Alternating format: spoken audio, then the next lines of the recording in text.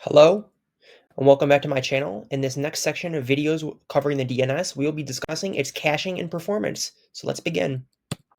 So the DNS servers are able to cache queries to be able to optimize performance through a concept called mapping.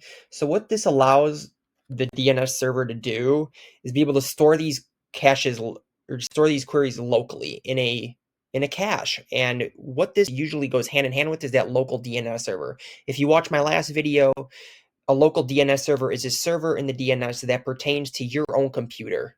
It is not part of the regular DNS hierarchy because there are an infinite amount of them pretty much for every computer that is out there in the entire world. There will be a local DNS server that is associated with it.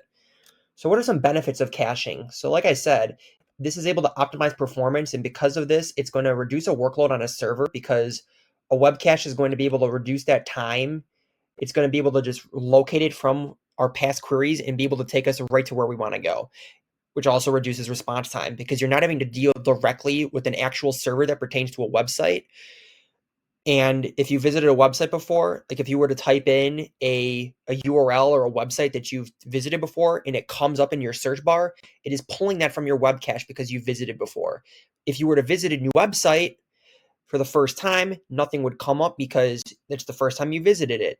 But what's key to note is that after you visited it for that first time, it will store that query in your web cache in any time down the line. Unless you clear your search history or clear cookies or any other user data on your computer, it will stay there.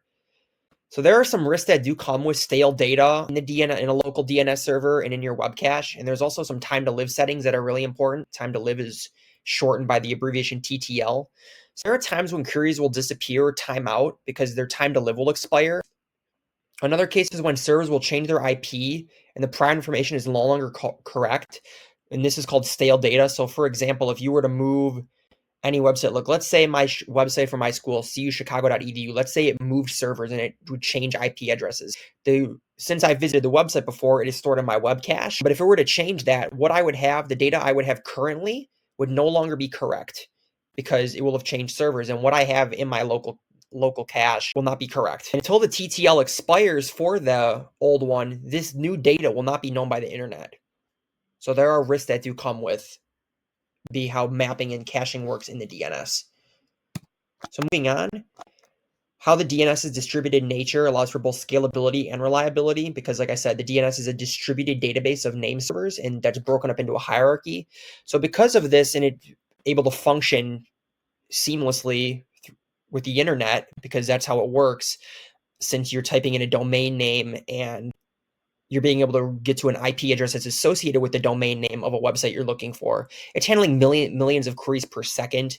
And for each user, like let's say I have a query, but like my next door neighbor, the guy down the street from me, he's also making a query at the same time. Each of the queries that each individual person is making is being stored in their own cache, which is pretty much how the local DNS server will work. So, which, like I said, it improves optimization and response time because you're not having to work with the server again. You're able to just pull the query that you're looking for right from your cache. So caching and load balancing are able to optimize performance for scalability. And the good thing about load balancing uses different algorithms to be able to direct users to the nearest or least busy server.